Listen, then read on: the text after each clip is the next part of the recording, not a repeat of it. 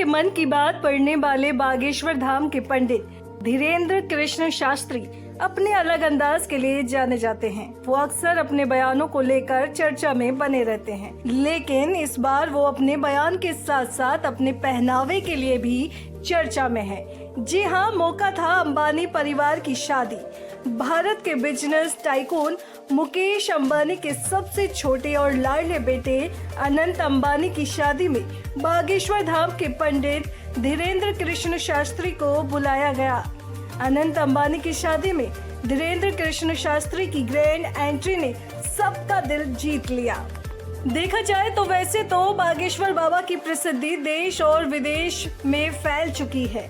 पर्चे से भविष्य बताने वाले इन बाबा की अलग ही फैन फॉलोइंग है, जिन्हें वो प्यार से पागल बुलाते हैं।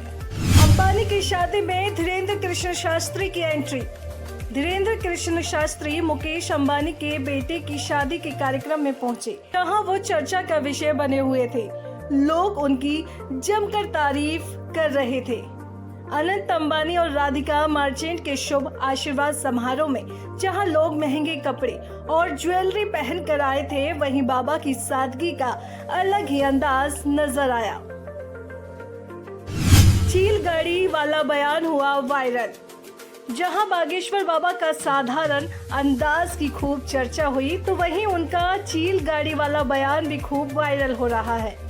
धीरेन्द्र कृष्ण शास्त्री ने अनंत अंबानी को लेकर कहा, ठाकुर जी के लाडले श्री अनंत अंबानी जी का आशीर्वाद समारोह था।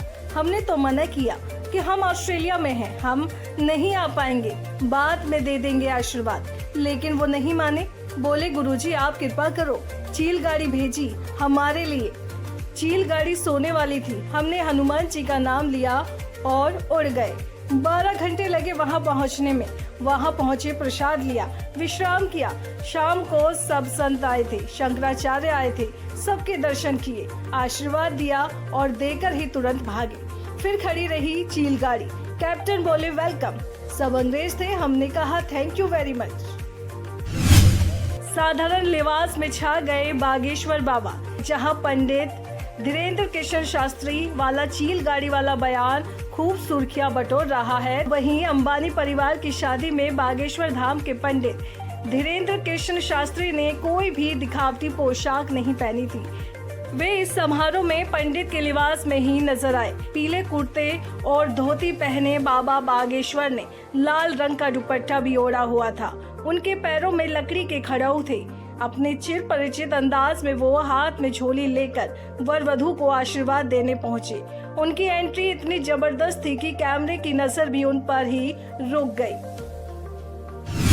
कौन है बागेश्वर धाम के पंडित धीरेन्द्र कृष्ण शास्त्री? पंडित धीरेन्द्र कृष्ण शास्त्री का जन्म 4 जुलाई 1996 को मध्य प्रदेश के छतरपुर के पास गड़ागंज गांव में हुआ था।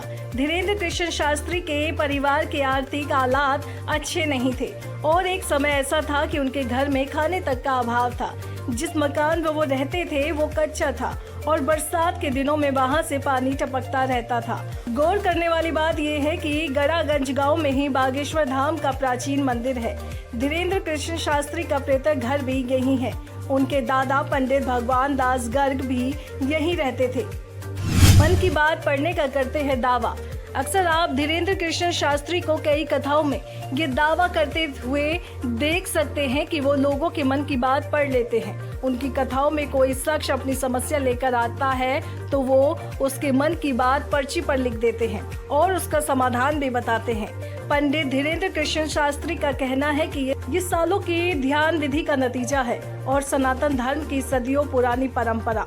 आभासी शक्ति के चलते ही वे भक्त की समस्या को कागज पर लिख पाते हैं और हनुमान जी की कृपा से वो सही होता है। बागेश्वर महाराज कहे जाने वाले पीठाधीश्वर के पास हनुमान जी की गदा की तरह दिखने वाला मुग्धर रहता है। देश विदेश में करते हैं कथा। धीरेन्द्र कृष्ण शास्त्री ने अपने आध्यात्मिक ज्ञान और प्रवचनों के माध्यम से लोगों के बीच विशेष पहचान बनाई है। वे अक्सर धार्मिक ग्रंथों की कथाएं सुनते हैं और हनुमान जी के भक्तों को उनके जीवन में सही मार्गदर्शन प्रदान करते हैं।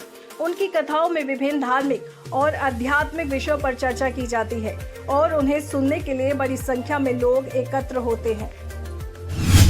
धीरेन्द्र कृष्ण शास्त्री की एक कथा की फीस। कुछ महीने पहले आई रिपोर्ट्स में दावा किया गया था कि धीरेन्द्र कृष्ण शास्त्री एक कथा से करीब 3.5 लाख रुपए कमाते हैं। हालांकि लोकप्रियता बढ़ने के साथ ही उम्मीद है कि उनकी फीस में भी इजाफा हुआ होगा। बाबा एक कथा करने के लिए 10 से 15 दिन का समय लगाते हैं और महीने में लगभग 3 कथाएं करते हैं। बागेश्वर धाम सरकार धीरेन्द्र कृष्ण शास्त्री की आय। कई मीडिया रिपोर्ट्स में दावा किया गया कि धीरेन्द्र कृष्ण शास्त्री की नेटवर्थ करीब 20 करोड़ रुपए है। उनको कथा में दान के तौर पर भी भक्तों से खूब पैसा मिलता है। जानकारी के मुताबिक चढ़ावे के तौर पर मिलने वाले पैसे को वो अस्पतालों में खर्च करते हैं। एक टीवी इंटरव्यू में धीरेन्द्र कृष्ण शास्त्री ने बताया था कि वो एक कैंसर अस्पताल खोलने की तैयारी कर रहे हैं। बता दें कि पिछले कुछ महीनों में धीरेन्द्र कृष्ण शास्त्री की लोकप्रियता में तेजी से इजाफा हुआ है। उनकी कथाओं में आम लोगों से लेकर वीआईपी, नेता, अभिनेता, उद्योगपतियों को भी देखा जा सकता है। दोस्तों, हमारे द्वारा दी गई जानकारी आपको कैसी लगी है हमें कमेंट करके जरूर बताएं। साथ ही हमारे चैनल को सब्सक्राइब करना बिल्कुल भी न भूलें।